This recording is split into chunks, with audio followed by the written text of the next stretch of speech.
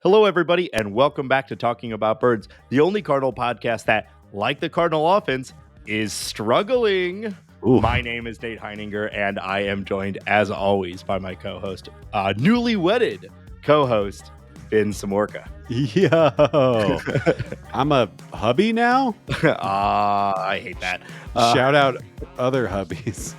God.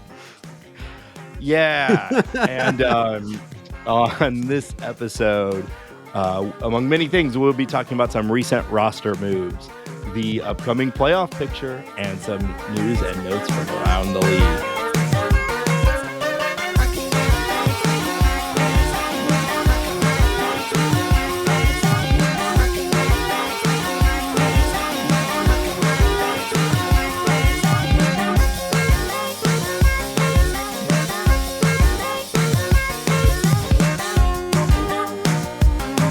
If you have an idea for the opening joke, tweet us at Talk About Birds.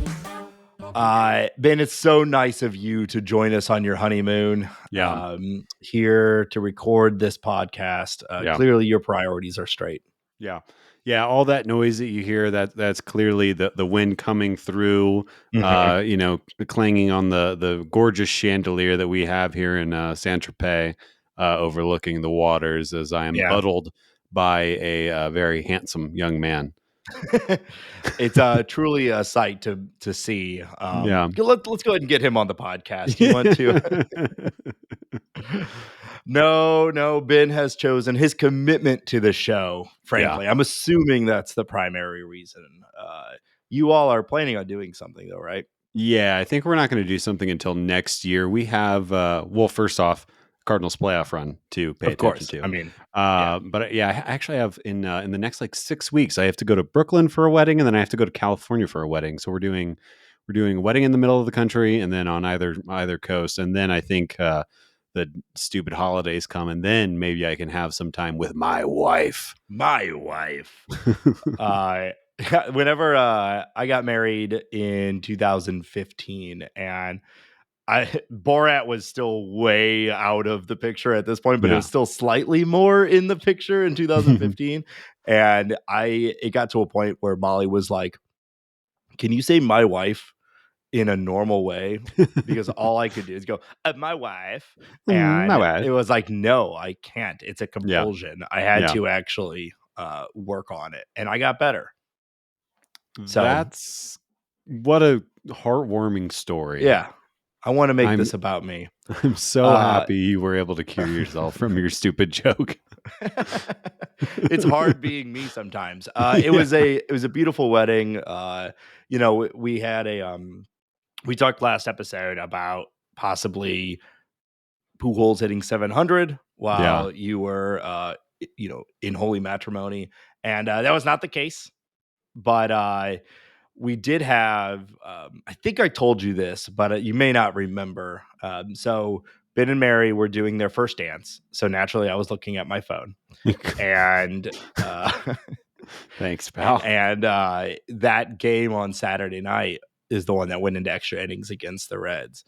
And as your dance was coming to an end, the Cardinals won on an error by the Reds. Hey, yeah. So it seemed fitting. Which part of that seemed fitting? The error, the Reds, the extra innings, or are you just saying the timing so you could start paying attention to the wedding that I invited you out for? I mean, that wasn't going to happen either way. Even though I had a part in it, I still was barely there. Yeah. It was the final weekend of my fantasy baseball matchup. I had a lot going on. Yeah. Okay? Yeah. So, but no, it was all joking aside. It was a beautiful wedding, and thank you. Got to spend some great time with friends and family on top of a mountain. So, congratulations, Ben. Yeah, thank you. So we do have some baseball to talk about, though. Two things that I think we have to be clear about. Even though I was staring at my phone the entire time, I was not able to watch the games like I normally do because we were in a low internet mountain. And also, I'm really sick now. I don't know if I got it from your wedding or if I got it from my children when we got back. But if you may have noticed, my throat is Yeah. Not great. And I don't normally sound good anyway. So maybe this I is an improvement. I feel great, so I blame your dirty kids. It's reasonable. It's reasonable to blame them. One of them has started school, and Yeah, it's just a little cesspool. nasty freaks, if you ask me. Hey, now I can say that. You Okay, can't sorry. say that. I apologize. So let's jump into Cardinal news. I think maybe the biggest thing to happen over the last week, at least for our fandom and the way we have enjoyed this season, Nolan Gorman was sent back down to AAA, and So, yeah. do you think the reason you're not feeling great is because your Gormania is kind of creeping back in because he got Oh sent down? shit! I didn't even think about that. Yeah. I do have the telltale pox that comes along with with Gormania. I just had Yeah. completely forgotten about that. Mhm. You're right. Yep. I mean, 1 + 1 = 2. I think it's the only reasonable, It's the only thing answer to that, what's yeah. happening. I got to get Marmal on the phone. I don't think I'm going to make it much longer. But yeah, so he's called down, which I don't know. What do you think about that? Were you Um, surprised? I I guess surprise probably isn't the right word. I mean, he had not been hitting great. He has a 661 OPS in the second half. Now, I think, if you're watching the games, he obviously hasn't been starting a lot. I looked it up over the past 30 days. He's started in 14 games. And they haven't really been using him off the bench, either in like situations where they maybe a lefty batter makes sense. So, you know, it's interesting. I guess the only reason I would say I'm surprised is because the Cardinals are in a fairly commanding position as far as the standings in the playoffs and all that goes. So why not give the kid who you're clearly invested in the long term future a look, a longer look? And we got the Padres and Dodgers right now, some good competition. I would probably lean towards just starting him. Unless you are that concerned with the offense. And I guess we can talk about that. Um, so I would say moderately surprised. We talked a couple of weeks ago about his struggles with the fastball. And now that I am saying that out loud, we might have talked about that off pod and not on pod because we're idiots who just constantly talk about Yeah. baseball. But he's struggling with heaters. Not a great sign for somebody who you think their approach should be hunting heaters and hitting them over the wall. So I to try to summate this little meandering thought, I guess I'm not surprised, slightly disappointed, but as long as he's getting regular at bats, I bet it's only going to last for a little bit, and I wouldn't be surprised to see him back up really shortly. But also, I don't think it's going to be a big problem. I think the bigger question is, does this mean that Nolan is not going to be on the playoff roster, assuming everything keeps going the way it's headed right now? Yeah, it's an interesting question. It would certainly seem that way.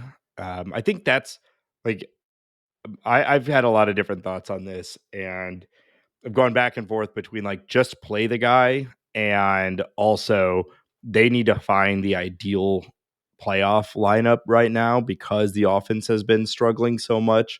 There's a lot of opportunity and a lot of different lineups that we're seeing right now.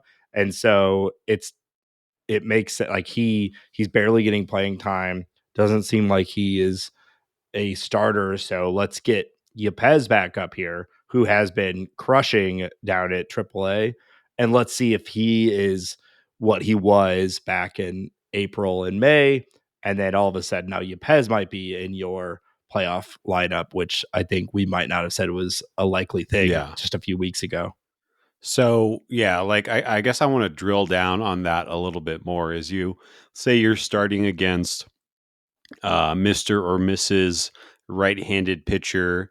I guess that person is likely Zach Wheeler. I'm gonna say right now, Zach Wheeler or Aaron Nola. Crap. Okay, I'm gonna say Aaron Nola will be the game one starter for the series against the Phillies, if at all, everything stays the way that it's currently set up. Do you put Brendan Donovan in at second, start Tommy at short, and then if you get the lead, maybe make some moves and maybe move Tommy to second, maybe move Brendan off or in the outfield and put Paul DeYoung at short. Like, is that with Gorman going down, is that your desired optimal infield lineup? I think it has to be, right? Like, we're not starting Paul DeYoung. Right. So if you're not starting Paul DeYoung, so you've got Edman at short. Who else are you playing at second if you don't have Gorman? It's got to be Donovan, right? Yeah. So, I think that answers itself when you just look at what your options are. That is the bet that they are making. Now, that's why I kind of question, like, how long are they just going to put Gorman down there, let him get 4 or 5 at bats a day, and then bring him up for the postseason run? Like, the power is something that, obviously the Cardinals have kind of made their living on this year. And are they going to bet that the kid is going to show up in the biggest time? Do they? There's a lot of questions. Like, it's so funny because this isn't 100% true, but him and Brendan Donovan are almost the opposite player. Yeah. And obviously that's not totally true because they're both left-handed. They can both play the infield, but like, as far as their like on base Approach. skills and Yeah. in the batter's box, there's such different players. So it's kind of like, do you take your gamble for 2 or 3 ABs against Aaron Nola and see if Nolan can go deep? Or do you just try to get on base, clog up the bases, and let the big boys do their thing? I mean, I think you have to stick with what's been working for a while now. Donovan, OBP machine, get on base and hope that Goldie and Arenado do what they've done for the vast majority of the season. Yeah. Yeah. I was also thinking, at least for this first series, it's a 3-game series. Right. You can carry a lot more hitters than you would normally. So we might see both of these guys on the roster, and then it'll just come down to matchups. Yeah. And I guess I'm going to just keep following the threads that are out there. Do you think DeLuzio is also a playoff roster person? I do, simply for that, Terrence Gore, Adron Chambers. Yeah. Remember that guy? Wow. Good name pull. I've not thought about Adron Chambers in a while. Yeah, it's always stuck in my head because someone one time said on Twitter that his name sounds like a Sega level, or sorry, a Sonic level, or like a Mega Man level, and that is just forever. No. Yeah, I'm stuck on the Adron Chambers. Yeah, you're right. But yeah, so I think there is a role, especially in a 3-game series. Yeah, if a game goes to extra innings, like that speed could change everything, and it already could change everything just in a normal inning game. If you get like a Yachty on second or something like that, it's going to be worth it.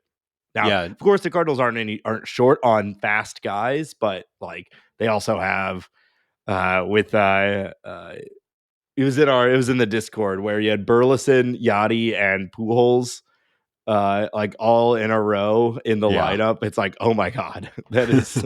I think in the bird scored, they're saying it was it's a triple play waiting to happen. So if you've got a intense situation, DeLuzio makes a lot of sense to get him in there. But I mean, I guess that's an interesting question too, with just like the outfield as well. If we have to do Donovan at second and Edman at short, what's your outfield look like? Yeah. Well, yeah, and I think that's going to be reliant upon who's the starting pitcher, right? Because I think and I guess that's also dependent on Mr. Tyler O'Neill's health, which that seems like it's not going to be that big of a deal. But I mean, I kind of think you have to have Newt and Dickerson playing the corners if Mr. Aaron Nola or Zach Wheeler or Noah Syndergaard are starting. I think it only makes sense to load up your lefties against him, right? Just like they drew it up in spring training. Yeah, man. Dickerson and Newt Barr. Who saw that coming? Sidebar, do you see Bader got is back and got a start with the Yankees last night and had a really good game? Very productive game. That him scoring from that like kind of fluttery pop-up from second to home.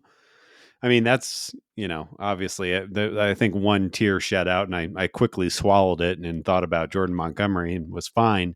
But seeing that play and him slap the ball around Yankee Stadium did kind of I was feeling a little bit wistful I and know. missing the days of Harry He looked like Vader. he was having a great time.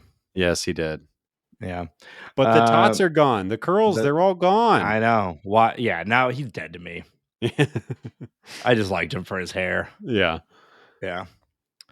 Well, I had to cut my, luscious locks off for your wedding too. So I Yeah, feel, we yeah. really forced that upon you. At Ben's wedding, his little brother threw a packet of hair at the bride and groom, and it was awesome. I don't think I should explain anything more than that. Yeah, I think that's an appropriate amount of detail, and we can just leave it there. And now we could talk about, I don't know, Yay-Pez. Sure. Yeah. So I mean, I guess maybe It was head hair. I'll clear that part up. It That's came from helpful. his head. Yeah. Okay. Well, let me run through some of the transactions that happened in the last week, and then we can go from there when we're talking about the outfield because it's important for this. So, Dylan Carlson was activated, and Tyler O'Neill was placed on the 10-day injured list with a left hamstring strain. Yeah. I definitely read this. You kind of just mentioned it as like they would have maybe not done this if it was still in the pennant race, but that's essentially locked up, and so let him have a break. That said, still disappointing. It's like he can't, I know this happens where guys get hurt, they come back, they're making some minor adjustment because of how they got hurt, and then they hurt something else. And it just feels like that's how this whole season has been for O'Neill. So hopefully he can come back. He's been generally good when he's back. So we just need him back for the playoffs. And, It has just been, it's hard to call it a lost season because he has played, but he just has not been able to string together a long set of games without something getting in the way. But like you said, ostensibly the division is locked up. Your spot in the playoffs is essentially static unless, crazy scenarios play themselves out. And hopefully he can get healthy for when the games are really, really starting to count again. And yeah, like you said, I people are bagging on Tyler O'Neill a little bit. You can't control health at first thing. And the first part of the season, he was just not healthy. That he just wasn't performing like he was. Yeah. Once he was healthy, he was performing like we all know he can. So I'm not worried about that. I really hope he can get healthy when we need him. It's such a difference maker. It is, between both the defense and obviously what he brings to the plate. It's such a deeper lineup when you have O'Neill after Goldie and Arenado.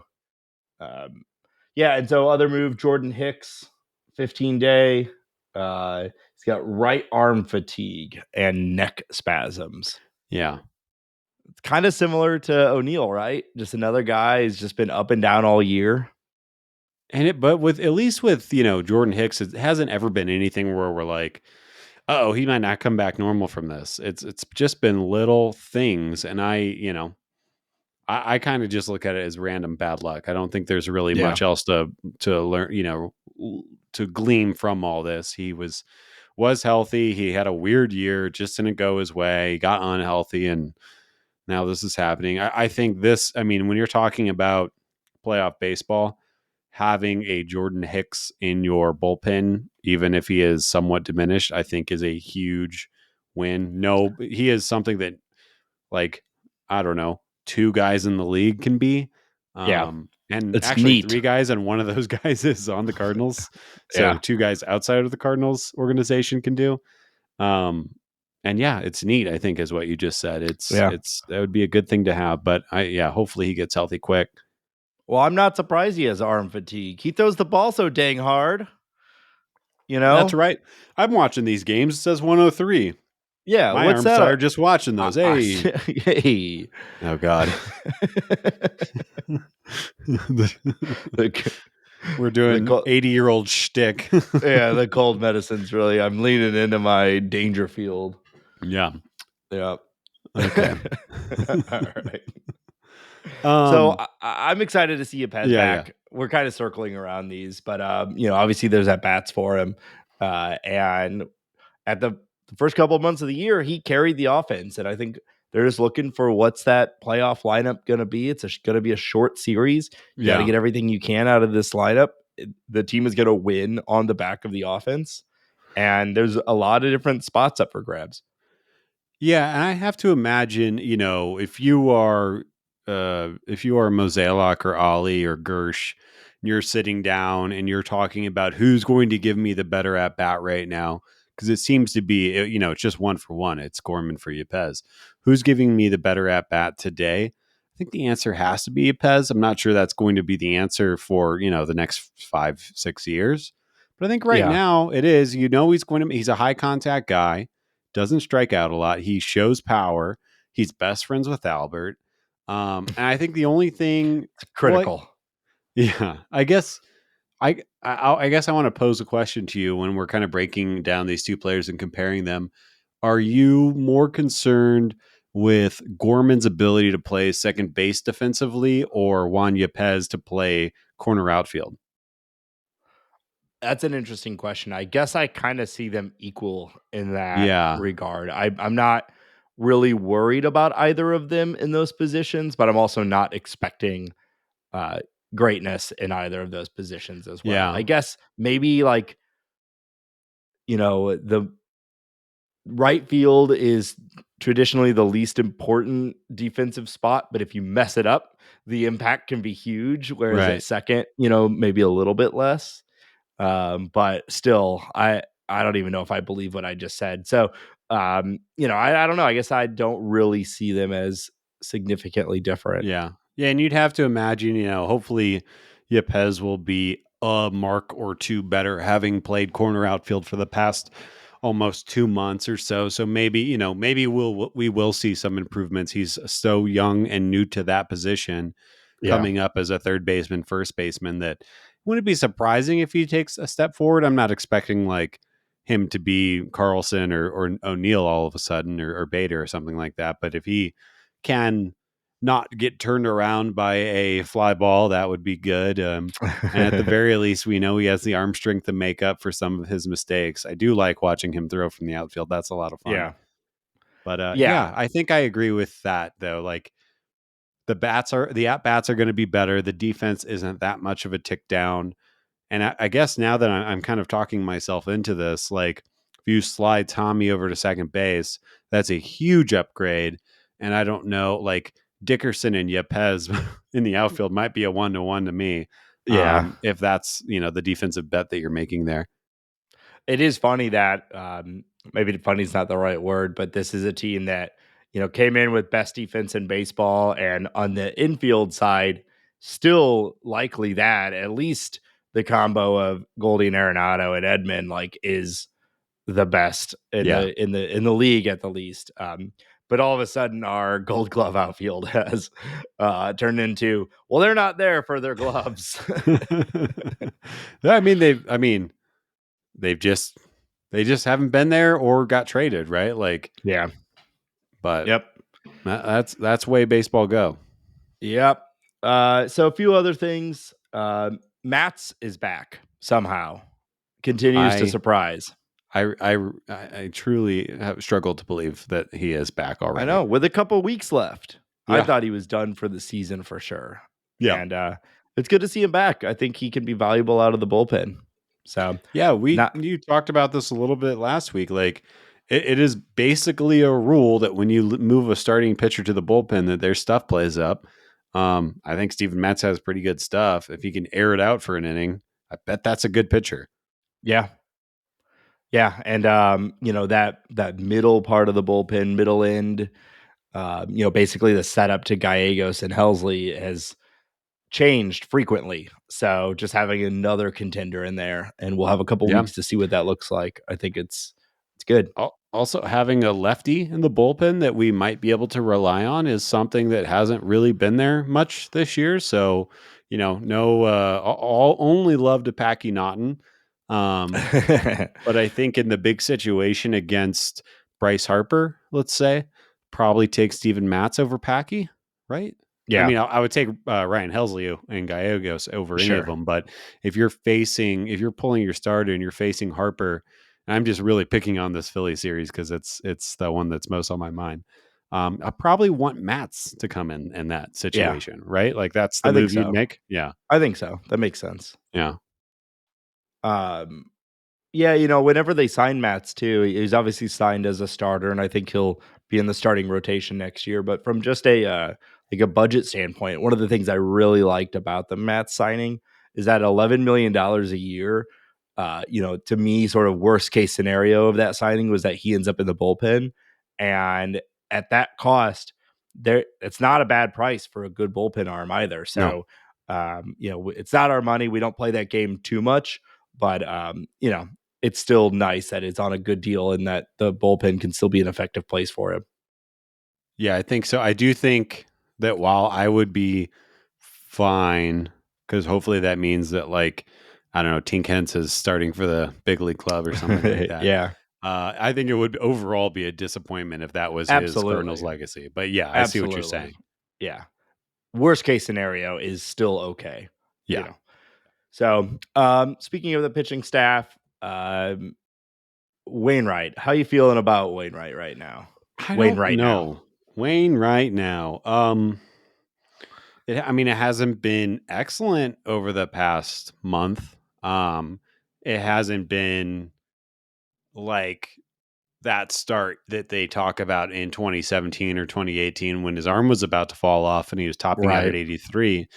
But I think he's got somewhere like a 4.5 ERA over his past 4 starts. He's not really striking people out. He's getting hit pretty hard. I think that, it's fair to ask the question about dead arm. I also think it's fair to ask the question of, like, the Cardinals have been riding this 40-year-old pitcher really hard for 3 years at least. Yeah. Has he, like, maybe he should push back a start. Maybe he should get a little break. Maybe he should be fresh for the playoffs. Because I don't think he looks super fresh right now. It's hard to tell exactly what's going on right now, other than he's just not.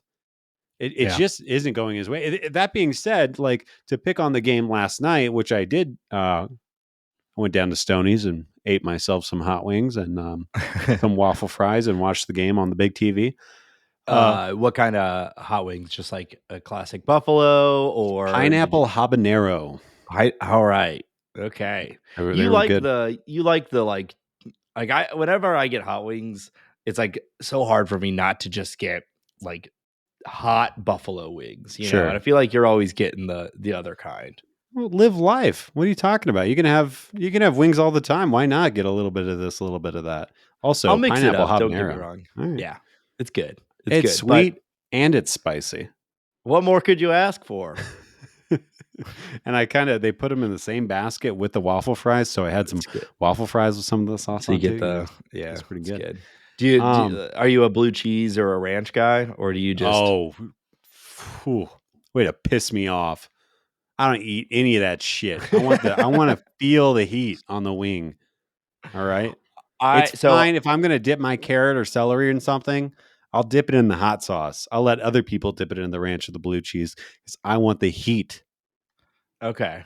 I get it. I'm Asinine. also yeah. I don't feel as strongly as you do about I've this. never been more mad. I can see. I feel like I need to de-escalate. I hear you and I understand you. Yeah. I'm on your side. Uh-huh. But I like the flavor combination of a wing dipped in ranch. It's not I about the heat thing. I bet you do. But I don't do it most it's not a like every wing thing for me. It's like, "Ooh, I'll do a little I mix up," also, you know. unless you have the prime receptacle to dip wings, something with a really wide mouth, it is so Yeah, obnoxious to dip wings. that's Because fair. I'm Yeah. a flat man, okay? How do you I'm dip a a f flat? yeah, I'm a flat man myself. Um, yeah, I How mean, do I you dip, get like, yeah, I'm it's now I'm often more of a scrape with a flat, you're right. Yeah. yeah. What were we talking about? Adam Wainwright's start Adam last Wainwright, night. yeah. Okay. I thought Adam actually looked fine last night, and he got into a little bit of a situation where he had a guy on first and a guy on second, and the Crone zone comes up, Mr. Jake Cronenworth, who I still don't think the Padres get enough credit for acquiring him for basically nothing from the Rays. Yeah, I know he's he been hasn't been good. amazing this year, but he is such a good player. Anyways, he gets beat on a ball, bores in on him super hard. He somehow inside outs it. He must have broken his bat, and it just goes over the third baseman's head, lands in no man's land, and the left fielder can't get it to in time. They score 2 runs pretty easily there. Like that, I know the Cardinals' offense didn't show up, but that is how it unraveled for Wainwright last night. Like, and I guess the point that I'm trying to make is like it's not like he's been horrible, but he's just not super sharp right now. And I Yeah. think that if I was the czar of the Cardinals, I would say let's give Waino a start off. Let's give Dak Hud a start for him, or Jake Woodford, or one of the other guys. It would be nice to see Liberatore Yachty, up again. Yeah. maybe Hey, Pujols. Kisner got some innings then. Let's Yeah. but yeah, I would like to see that, especially, Jack's back. I don't think that they would do this with Matz. I would actually suggest not to do it with Matz because, like I said, I'm shocked that he is even in a major league ballpark after ripping his knee off. So I don't know. That is my read on the situation. I bet Waino would say he just needs to figure it out. But I think that we need to acknowledge and remember that he is the age that he is, and he has pitched. I think I don't have this number on top of my head, but I almost guarantee you he is top 10 in innings pitched since the 2020 season. I think And it's more than that. I'm pretty sure I've seen the stat too. This is kind of groundbreaking information we bring to this show. I'm going to look it pretty up sure while you talk about what I just said. Yeah, I think it's top 5, if not like top 3. I remember seeing something about that recently from 2019 on. Yeah, I mean, I agree. I did see earlier today they're talking about pushing Waino's start back and giving Dak Hud another start, just to give him at least an extra day of rest. I would be fine with what you said, going just straight up skipping a start. I suspect, Waino is he's not a ritual guy. He talked about it in his his ESPN thing, but like he is someone who I think really likes routine, and so I'd be surprised if he was really into skipping a whole start. But I would be supportive of that. All right, so I looked it up. Do you have a guess? Do you want to make a guess at who's number 1 on this list? And I will give you a spoiler. We'll get the Cardinals part out of the way. Adam Wainwright is number 2 on the list of innings pitched since 2020 with 456.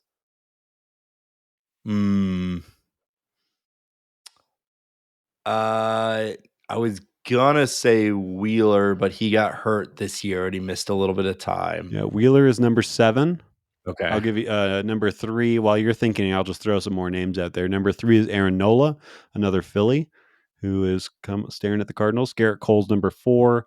Herman Marquez is number 5. Yu Darvish, Zach Wheeler, Robbie Ray, Jose Barrios, and Corbin Burns. Okay. What about Woodruff? Woodruff is not in the top 20. Okay. I don't know. This is... Well, you're going to feel like a dumbass, Nate. Yeah. Sandy sure Alcantara. I was going to say that, but I didn't think I obviously this year he's, going to win the Cy Young, maybe unanimously. And for some reason, I was thinking 2020, he wouldn't have gotten as many innings. But yeah, of course, that makes total sense. He is so good. It's cool though. I mean, it's not like he was a Cardinal. No. And Marcelo Ozuna, great player, even better person. That's what we always say. Big fan. Yeah. I don't really like his baseball, but his off the field activity. Yeah. Real class act guy. Yikes. Anyways, so I think that I only think that makes my point, it gives it more teeth. He is the second most inning pitches since the Demi. And he is well older than Alcantara, Nola, Cole, Marquez, not that much older than Darvish, but Wheeler, Ray, Barrios, and Burns. I could keep going. Gossman, Julio Urias, Jordan Lyles. Keep going. Yeah, I mean, keep going. all of those players are under 30 pretty much, except for Darvish. And so, Cole. Anyways, point made, right? Yeah, absolutely. So give the man a break.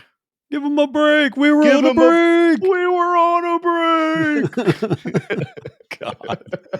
He should be on a break. Yikes.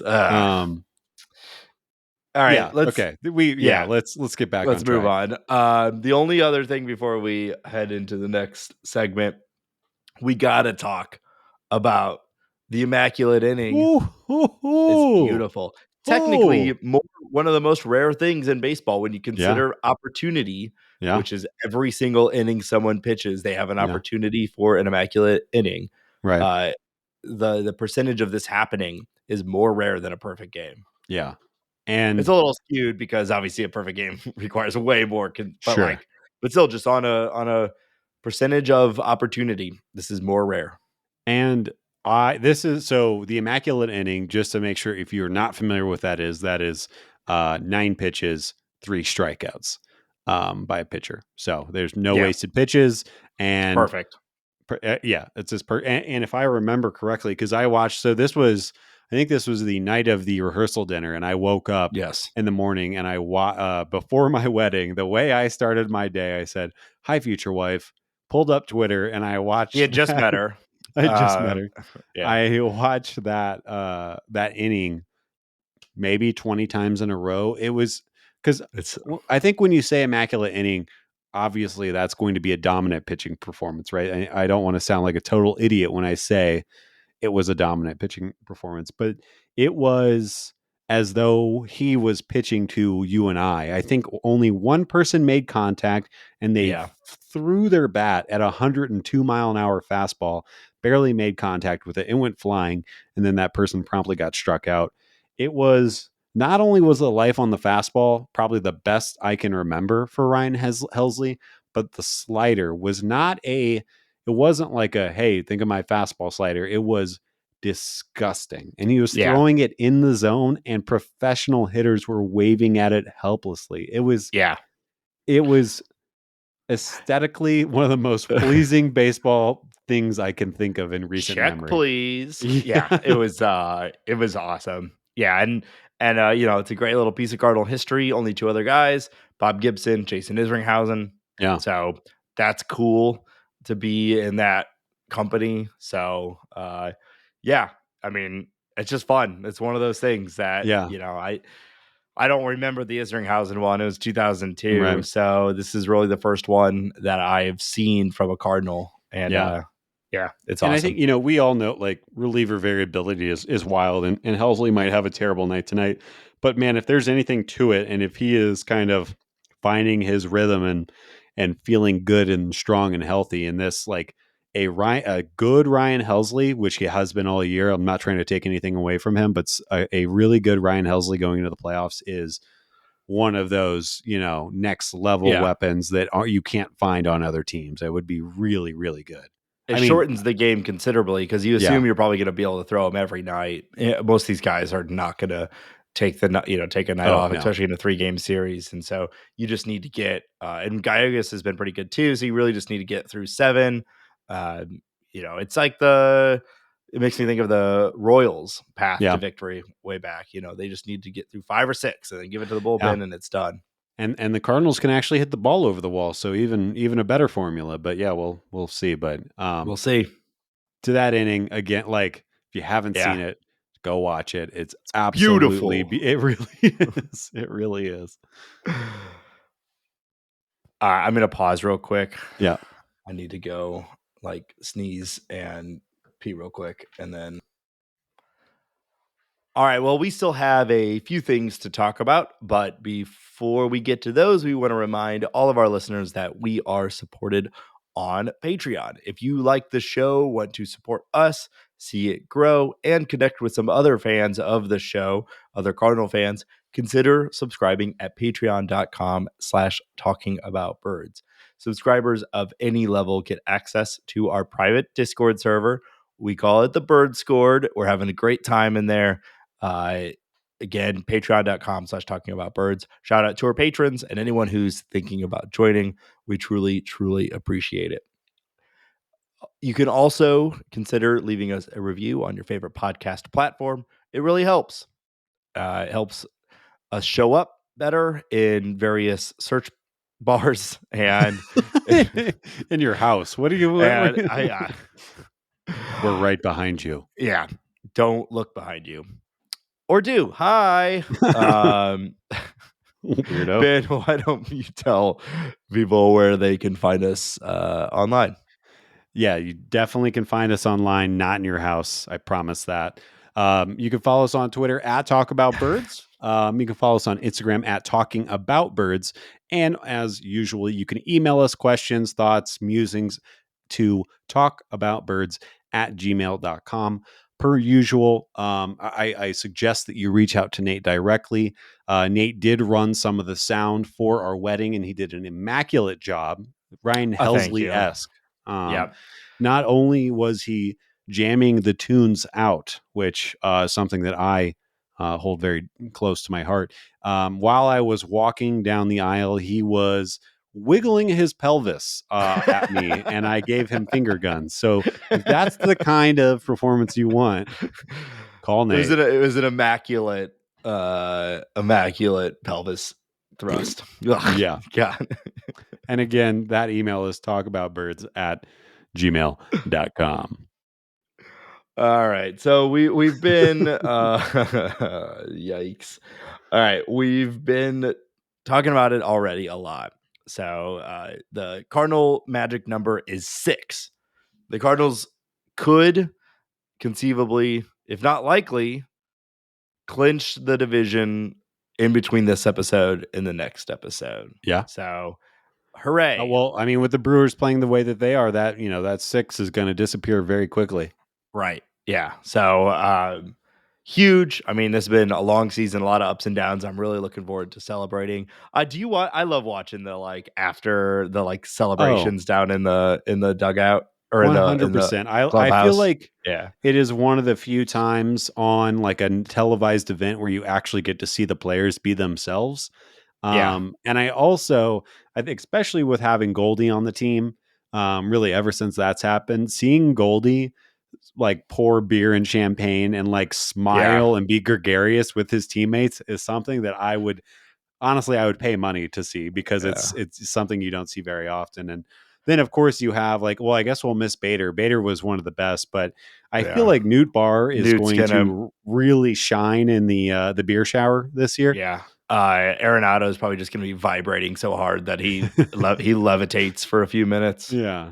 Yeah. And you have to imagine like it's going to be pretty emotional. I know that they'll say they're focused on the playoffs and they want to keep going, but you have to think it's going to be a pretty emotional moment for Yachty and Albert. Like this Yeah. is their kind of last hurrah, and they did what they have been saying they set out to do all season. They are highly likely, almost guaranteed to make the playoffs right now. And that, I mean, that's pretty huge. And win the division, which I mean, I guess with the new format, you'd prefer to win the division and have this one of the top 2 records. Yeah. But it is what it is. Ultimately at the end of the day, your goal is to win the division, and Yeah. that's what they did. So yeah, it's pretty exciting. But of course, a million knock on woods. You never know.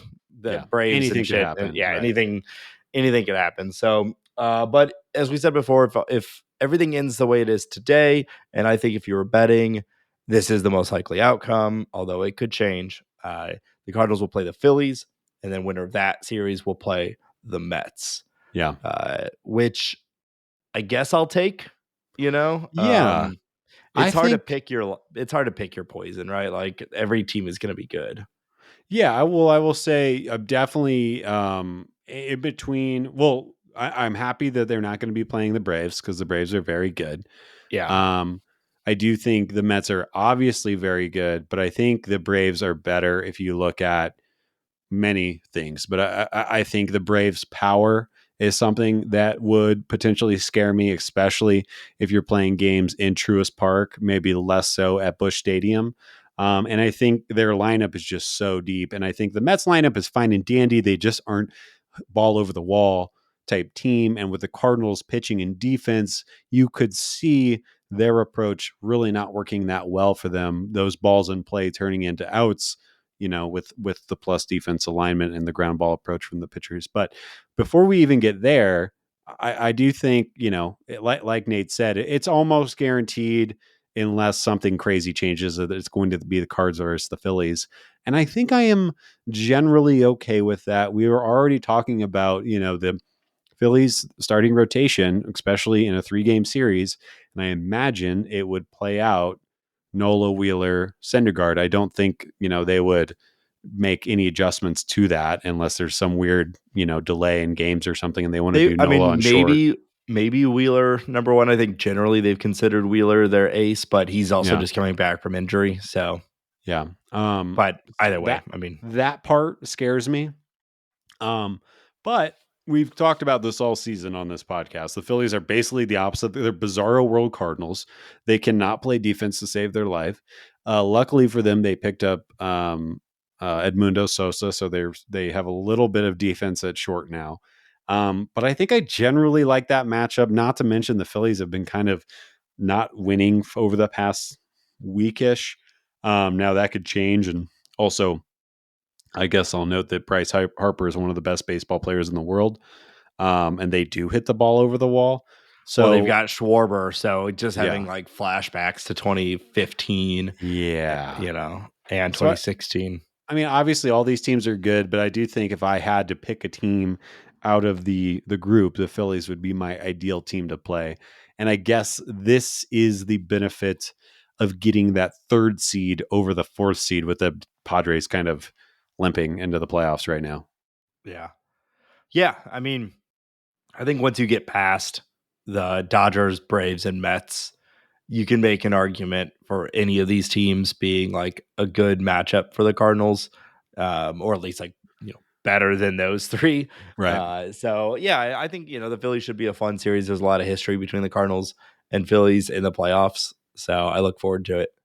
Yeah, let's see a Jordan Montgomery complete game shutout.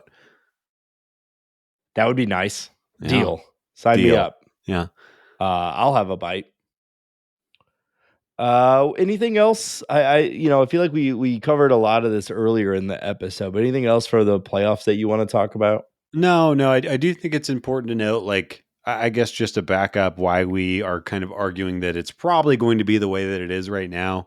So it's 2 more games the day or there's a game tonight as we record against the Padres, game tomorrow, the day this episode comes out, against the Padres, 3 games against the Dodgers, and then 6 games in a row against the Pirates, who are obviously dead as a doornail. And I will expect the Dodgers to not be putting out their full lineup. So I expect the Cardinals to not win out the rest of the season, but have an over 500 winning percentage for the remainder. And then, they would, essentially the only way that they could change their position is if the Padres win all their games and the Cardinals lose all their games, or somehow the Braves fall in the standings, which I don't think is going to happen, because that might be the team that I'm the most afraid of, as you may have They're good. picked up from what I was talking about.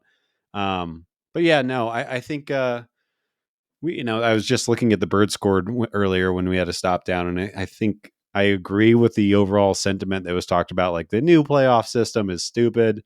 It is, I think, a bit of a failure that you win your division and still get in a wild card round, a 3-game round for winning your division. Yeah. Now, I also understand the argument that people would say that the Central is weak, but the Cardinals are very likely going to have 90 plus wins. That's not a bad team. Right.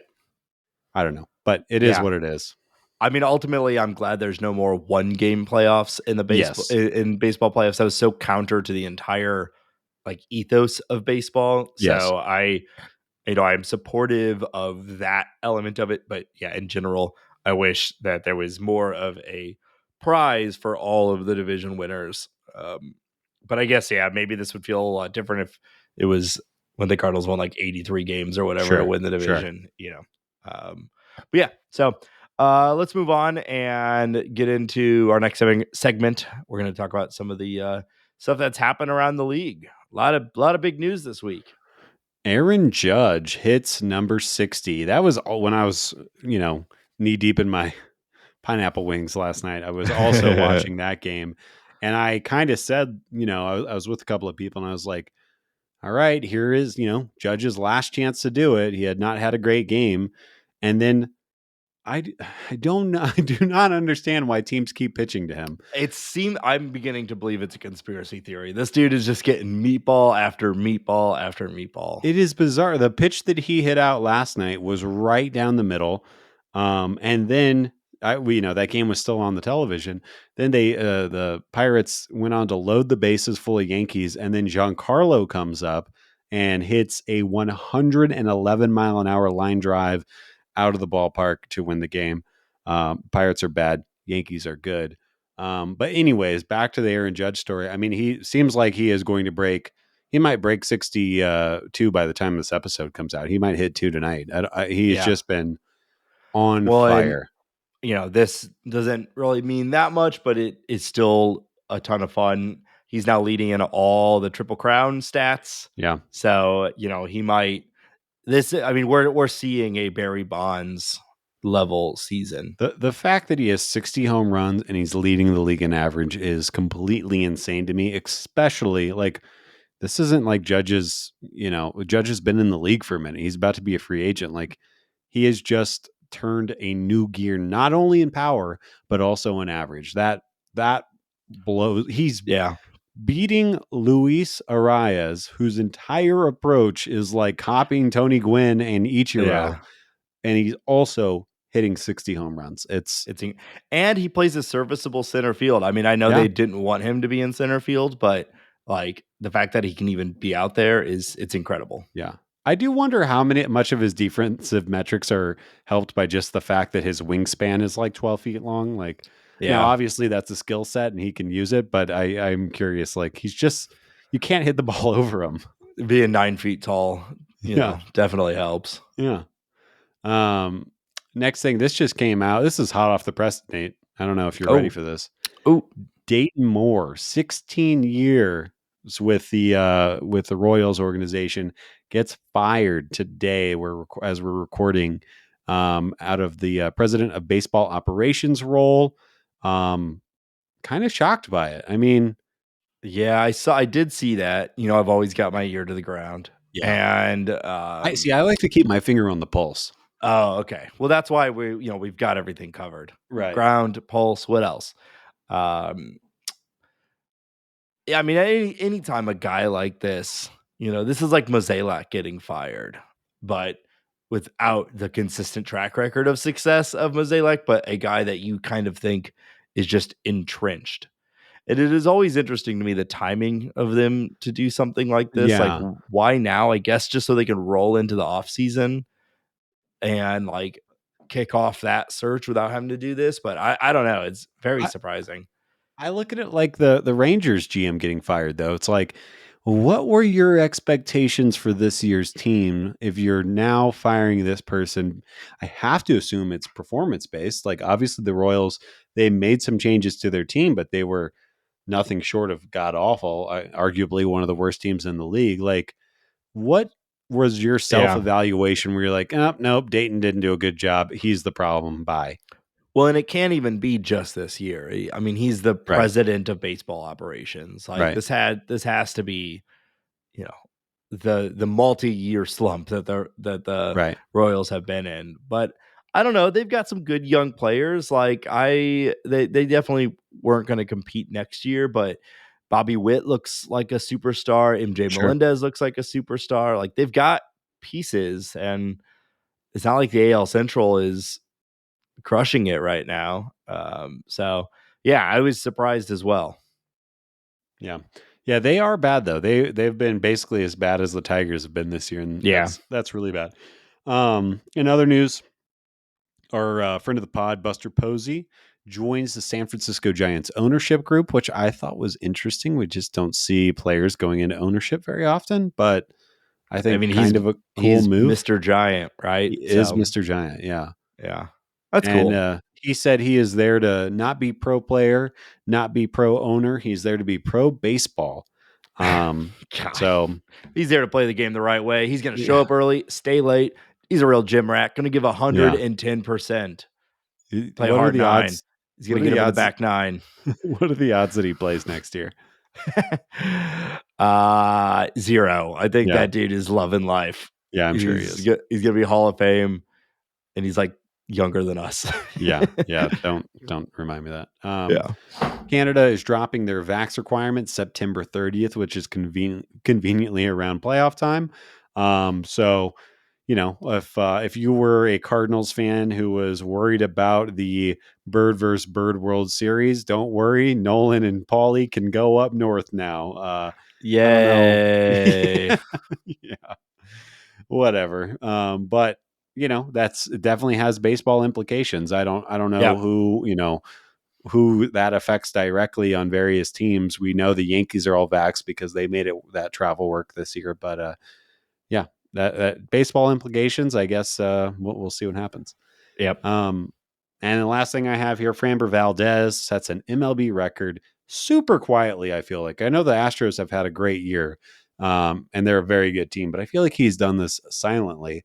MLB record 25 quality starts in a single season, which is Yeah. amazing. I thought.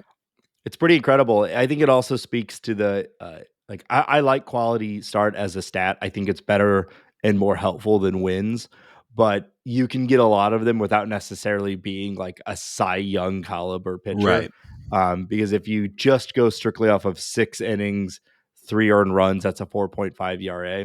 Now, obviously, guys who get a lot of quality starts generally are doing better than that. So you don't see a lot of people with mid-4 ERAs actually having a whole lot of quality starts.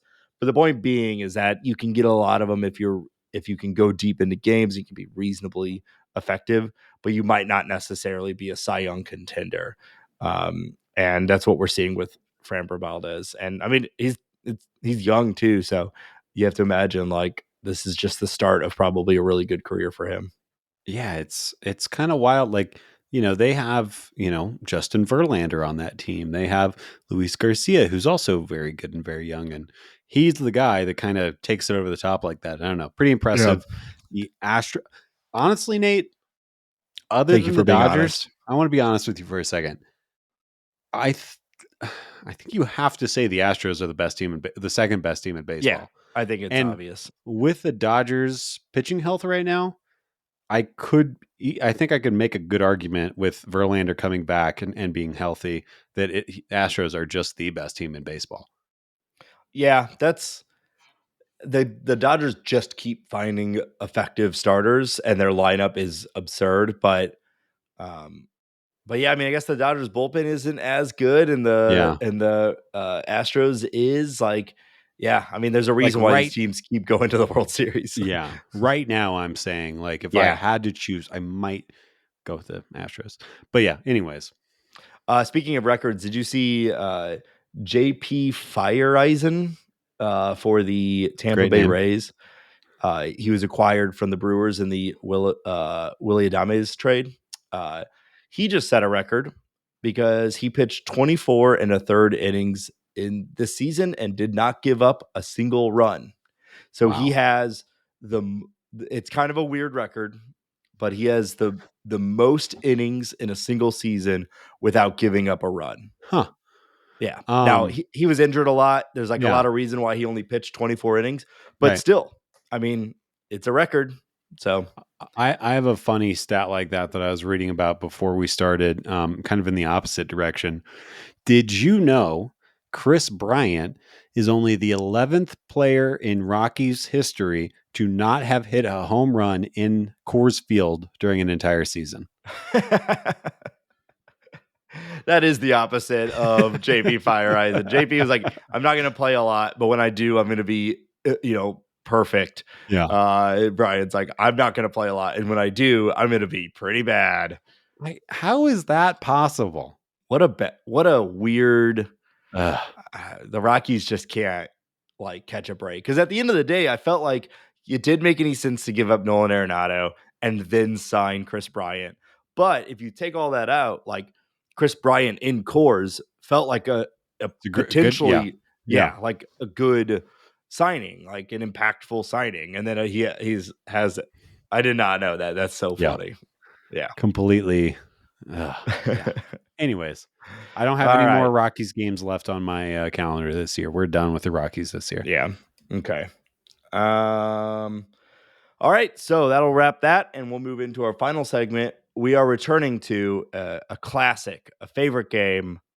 Who is this guy? Ooh. Who is this guy? All Ooh, right, you had your sound effects ready this time too. Wow. We haven't played this for a little while. So if you are new to the show, I have a player that was at one point a member of the MLB level St. Louis Cardinals. And I will be sharing stats with Ben that start at very obscure and then get more and more specific. Yeah. And Ben has to make a guess after each one. And we'll see how many stats it takes to give before Ben can get figure out who is this guy. I have 5 total stats.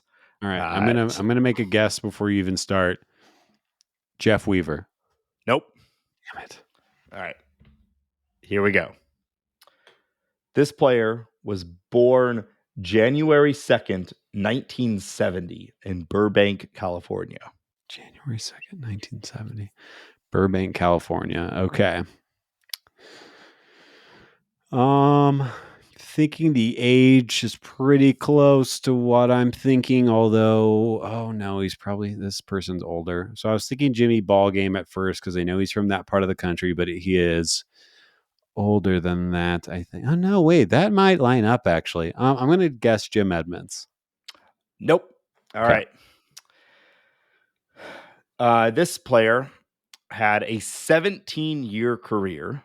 Okay. And he played with in no particular order. Okay. The Giants, St. Louis, the White Sox, the Rangers, Colorado, Arizona, Washington, Toronto, and Boston. Oh my God.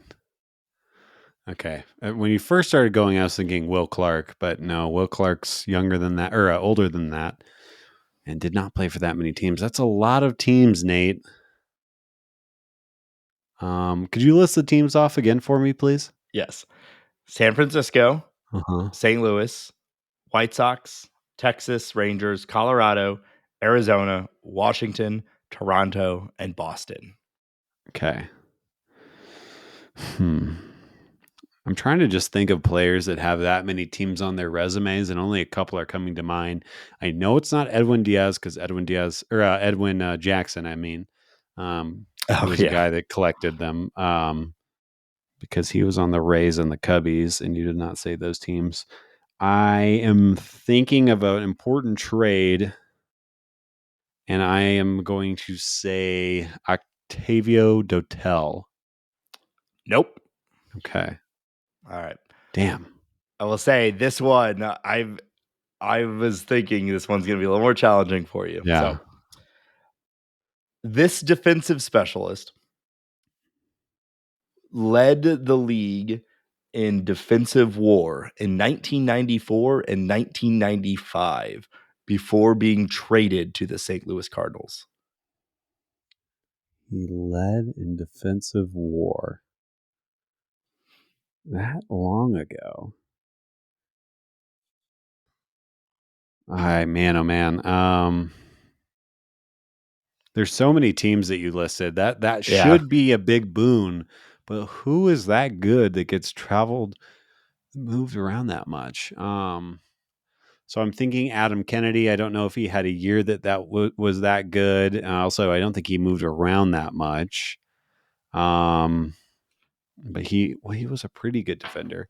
Mark Grusolana comes to mind. He was an extremely good defender, but he did not play that long to get that many teams. But that's around the same time frame.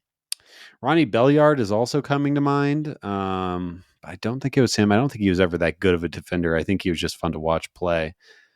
Tony Womack is also coming to mind. Need you to lock one of these in. I know. This is I'm gonna say Cesar Torres. Nope. Okay. All right. This is the furthest I think we've made it into this game. This is stat number 4. Yeah. Before Tommy Edman, he was the last Cardinal to have back-to-back 30 stolen base seasons. Before Tommy Edman. Yeah, that doesn't. I don't know. stole a lot of bases. He maybe played for the Cardinals for a very short amount of time. He's born in 1970 in California. He's a good defender.